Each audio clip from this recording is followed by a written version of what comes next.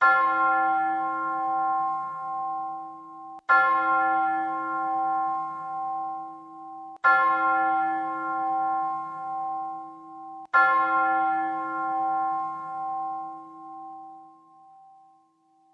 हमारे पिता ईश्वर और प्रभु यीशु ख्रिस्ट की ओर से अनुग्रह और शांति मिले, आमीन। मसीह यीशु में मेरे प्रियो, आज स्वर्गारोहण पर्व है और यह दिन हमारे जीवन के लिए एक महत्वपूर्ण दिन है। और आज जब हम अपने जीवन में आगे बढ़ना चाहते हैं तो पवित्र वचन मरकुस रचित सुसमाचार अध्याय संख्या 16 और पद संख्या 14 से लेकर 20 पर आधारित हम चर्चा करेंगे। यहाँ पर परमेश्वर का जीवित वचन हमारे लिए अगुवाई के निमित्त लिखा गया है, जिसको हम पढ़ेंगे।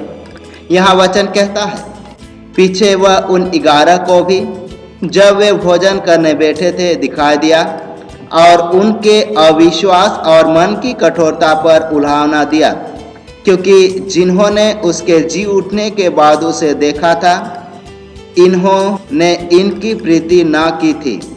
और उसने उनसे कहा, तुम सारे जगत में जाकर सारे सृष्टि के लोगों को सुसमाचार प्रचार करो।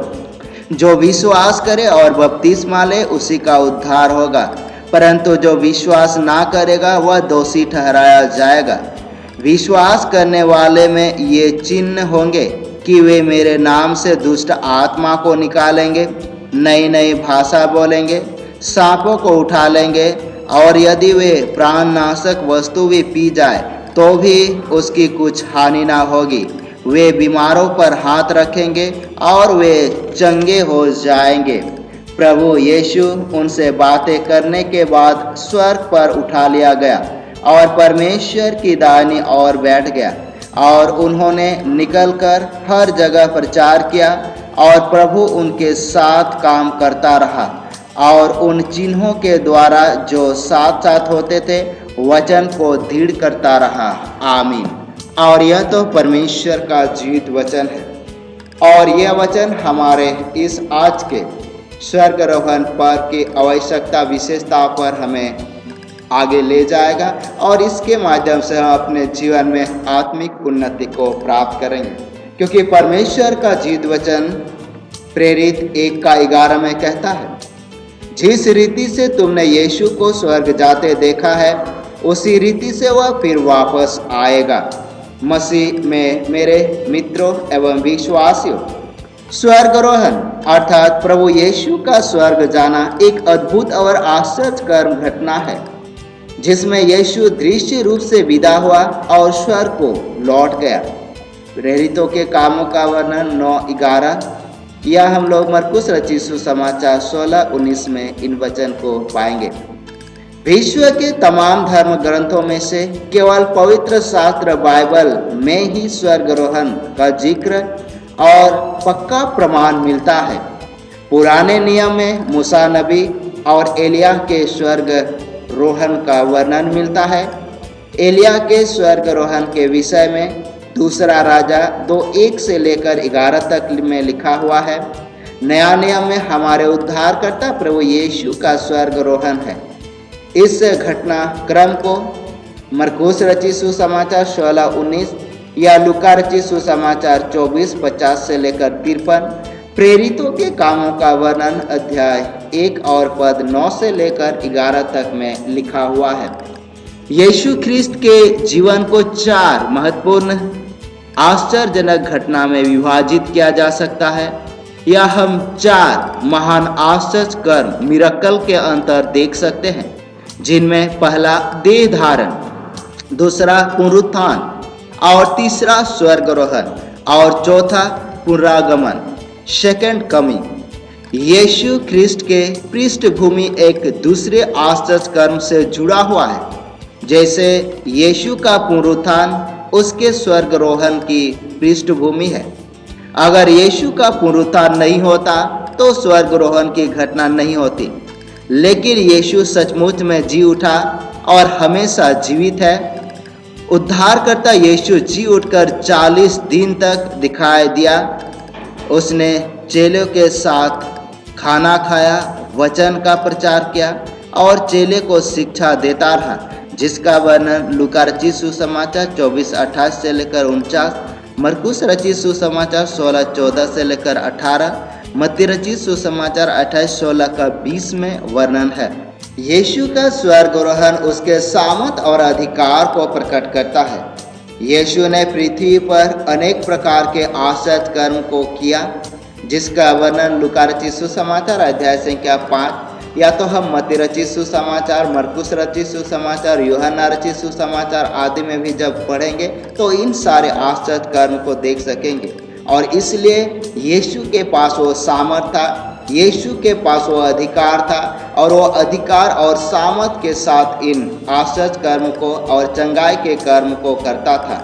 और उनमें जब हम आज जिस प्रकार वचन पढ़े, रोगियों को चंगा करना, दुष्ट आत्माओं को निकालना, बीमारियों को चंगा करना आदि भी शामिल है, और उसके साथ मृतकों को भी जिलाने के विषय में हम पाते हैं। और इसलिए स्वर्गारोहण की घटना हमारे जीवन के लिए सचमुच में एक आशीष है। और इसीलिए जब हम आगे पढ़ते हुए जाएंगे, यीशु स्वर्गारोहण के पहले उन्होंने अंतिम आज्ञा अपने चेले को दिया, और अंतिम आज्ञा तो यह है कि उन्होंने कहा कि सारी पृथ्वी में जाकर शुभ संदेश का प्रचार करो, सारे जगत में जाकर। अगर हम मत्ती रचित सुसमाचार अध्याय संख्या 28 में अगर हम पढ़ेंगे 28 और उसका कुछ पदों पर पढ़ेंगे तो वहाँ पर परमेश्वर का वचन कहता है कि स्वर्ग और पृथ्वी का सारा अधिकार मुझे दिया गया है, और इसलिए तुम जाओ और जाकर सारे जगत के लोगों को सुसमाचार प्रचार करो।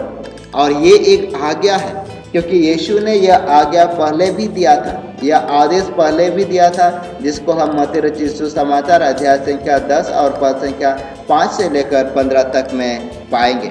और सचमुच में इन्हीं आदेशों को देते हुए यीशु जिंदा और देह सहित स्वर्ग में उठा लिया गया।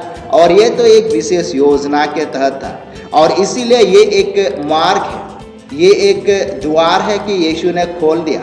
क्योंकि हम जो मसीह में विश्वास करते हैं, भरोसा करते हैं, हम जब मर जाते हैं, मर जाने के बाद हमारा यीशु के साथ पुनरुत्थान होगा, हम यीशु के साथ जी उठेंगे, और जी उठने के बाद हम सशरीर हम परमेश्वर के पास जाएंगे, जिसको स्वर्गारोहण कहा जाता है।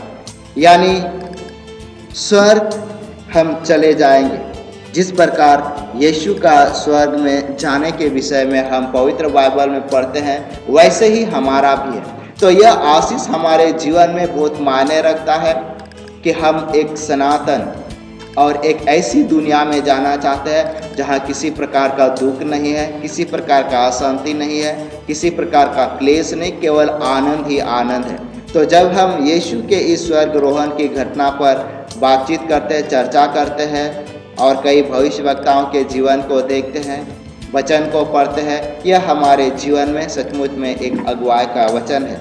और जब हम स्वर्गारोहण की बातचीत करते हैं, यह हमारे कलीसिया में एक महत्वपूर्ण अंग है।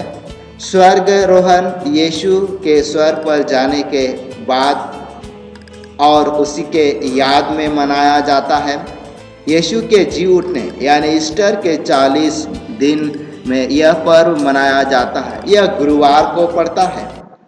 कुछ कलीसिया में इस दिन नगर या ग्राम के पास किसी पहाड़ी पर जुलूस में जाते हैं और वहाँ आराधना करते हैं। यह इस बात की स्मृति में किया जाता है कि परंपरा के अनुसार यीशु अपने शिष्यों को जैतून पर्वत पर ले गए और उनके देखते देखते वह ऊपर उठा लिया गया। और इसी दिन को याद करते हुए, इसी दिन को अनुभव करते हुए हर एक कलीसिया ऐसे ऐसे परंपरा के अनुसार आराधना करते हैं। और ये आराधना तो हर कलीसिया और हर डिनोमिनेशन में अलग अलग होता है। तो जिसको जिस प्रकार सहूलियत होते वो आराधना स्तुति करते हैं, परंतु हमारे जीवन के लिए चाहिए कि हम भी स्तुति आराधना करें और परमेश्वर के आशीष और अनुग्रह में शामिल होकर उसको धन्यवाद दें। परमेश्वर इस वचन के माध्यम से हम हर एक को आज इस स्वर्गारोहण के पवित्र गिरजा आराधना में हमें आशीष और अनुग्रह से परिपूर्ण करें। आमीन। आइए हम प्रार्थना में जाएंगे। हे जीवित अति अनुग्रहकारी प्रेमी पिता परमेश्वर, और हे प्रभु यीशु, तू सचमुच में इस जगत में आकर हमारे जीवन को संभाला। तूने हमारे जीवन को एक नई दिशा प्रदान किया और उस मार्ग को तूने हमारे लिए खोल दिया जो पवित्र स्वर्ग सिंहासन तक पहुंचता है।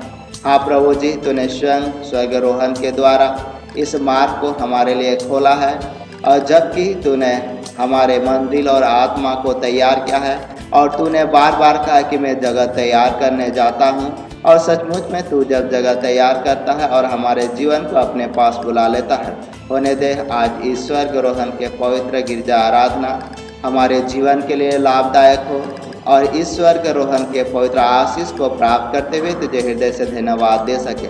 विनती उद्धार करता प्रभु यीशु के नाम से मांगते हैं, दया से सुन और अनुग्रह से ग्रहण कर। आमीन। सबको यीशु सहाय।